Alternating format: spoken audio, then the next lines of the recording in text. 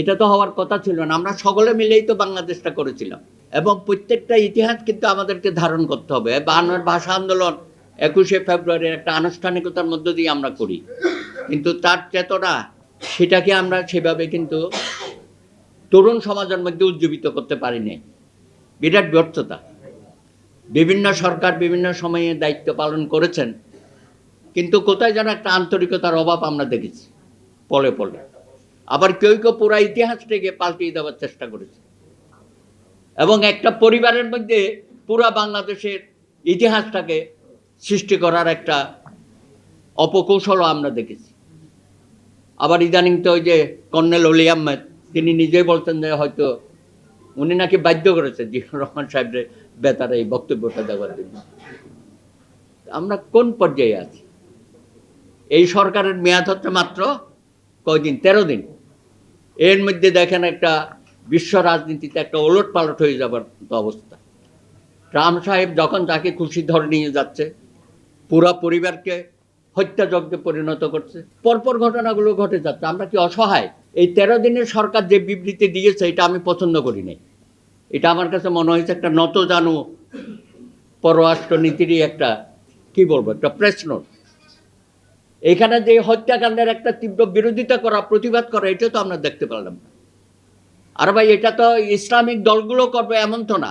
যেখানে মানবতার বিরুদ্ধে একটা এত বড় হত্যাযজ্ঞ করছে সারা পৃথিবীব্যাপী, তার বিরুদ্ধে আমি তো মনে করি সারা পৃথিবীর মানুষ জাগ্রত হওয়া উচিত। এটা জামাত ইসলামের বিষয়টা না, বা ইসলামিক দলগুলোর বিষয়টা। আমরা কোথায়? আমাদের যুক্তফ্রন্ট বোধহয় আজকে একটা মিছিল করবে।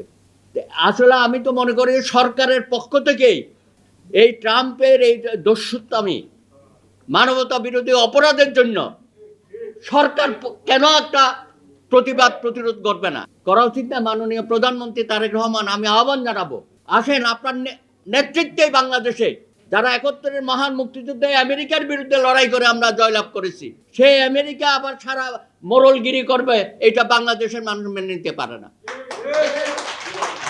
তাহলে আমাদের অস্তিত্ব থাকে না। আমাদের মুক্তিযুদ্ধের যে মূল্যবোধের কথা বলি, এগুলো তো হারিয়ে যাবে। আপোষকামিতা করে কিন্তু বাংলাদেশ এগুতে পারবে না। সঠিক সিদ্ধান্ত আমাদের নিতে হবে। আজকে এই সরকার অনেক আমাদের প্রতীক্ষিত সরকার, একটা নির্বাচনের মধ্য দিয়ে তারা এসছেন, 2/3 অধিক আসনে তারা জয়লাভ করেছে। আমি তো মনে করি একটা অফুরন্ত সম্ভাবনা সৃষ্টি হবে বাংলাদেশে যদি সরকার সঠিক নীতিগুলো নিতে পারে। এবং আমাদের মধ্যে 24শে গণ অভ্যুত্থানের মধ্য দিয়ে যে জাতীয় ঐক্য সৃষ্টি হয়েছিল, সেই ঐক্যটাকে কিন্তু ধরে রাখতে হবে। বিভেদকামিতা করে, বিভেদের রাজনীতি করে বাংলাদেশ আর এগুতে পারবে না। এককভাবে এটা কারো পক্ষে সম্ভব না। আশা করব আগামী দিনে বাংলাদেশে সেই 52 থেকে 69, 71, 90 এবং সর্বশেষ 24 সব কিছুকে ধারণ করে এখানে যেন কোনো মৌলবাদী শক্তি, জঙ্গি শক্তির উত্থাপ না হয়, তার বিরুদ্ধে আমাদের ক্রমাগতভাবে লড়াই সংগ্রাম অব্যাহত রাখতে হবে। আজকে আপনারা দেখেছেন তারা বলেছিল যে 12ই ফেব্রুয়ারির নির্বাচনের পরে 13 তারিখ নাকি একটা অন্যরকম বাংলাদেশ হবে। সেই অন্য রকমের বাংলাদেশের বক্তব্য কি আমরা জানি, তারা কি বলেছিল, কিন্তু বাংলাদেশের জনগণ সেটা প্রতিরোধ করেছে ব্যালটের মাধ্যমে। সুতরাং এই যে একটা অফুরন্ত শক্তি বাংলাদেশের বাঙালিদের, সেই শক্তিটাকে আগামী দিনে কাজে লাগিয়ে সমস্ত ইতিহাসের বাঁকে বাঁকে যারা অসাধারণ ভূমিকা রেখেছে তাদেরকে জাতীয় সম্মানে ভূষিত করে আমাদের পথ চলতে হবে। ধন্যবাদ।